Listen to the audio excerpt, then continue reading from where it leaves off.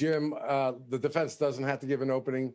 In a criminal case, many times the defense will give a very generic opening about the court process and presumption of innocence and things like that.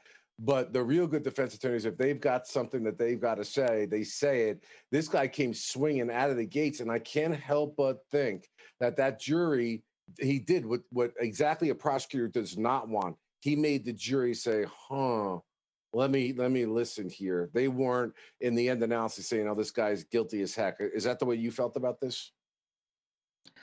Yeah, you've got a huge hurdle here. I mean, it's true. Cases without a body, cases without a crime scene are very rare in terms of getting successful prosecutions. That doesn't mean that it doesn't occur. I mean, it's occurred.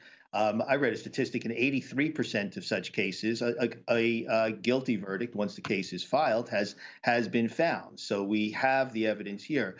But I'm very impressed with the defense and the tone and the way in which he's explaining it and giving credit to the police for doing their job. On the other hand, the simple response is, well, of course they didn't find a body. He dumped her in a sludge pond, which he had access to, which contained toxic chemicals that would decompose the body. And so you could bring all the police dogs in the world to search for that cadaver. You're not going to find it. So there's a plausible explanation on the other side. But the prosecution doesn't just need a plausible explanation of how she died. Right. As Bernard has said, they've got to prove the case beyond a reasonable doubt. And there's some doubt that's being put into the atmosphere here that could end up springing this guy. Yeah, I agree. Not plausible, beyond a reasonable doubt. Agree with both of you guys. But I like his style. Okay, he is not afraid to stand up there and speak what he calls the truth of his case.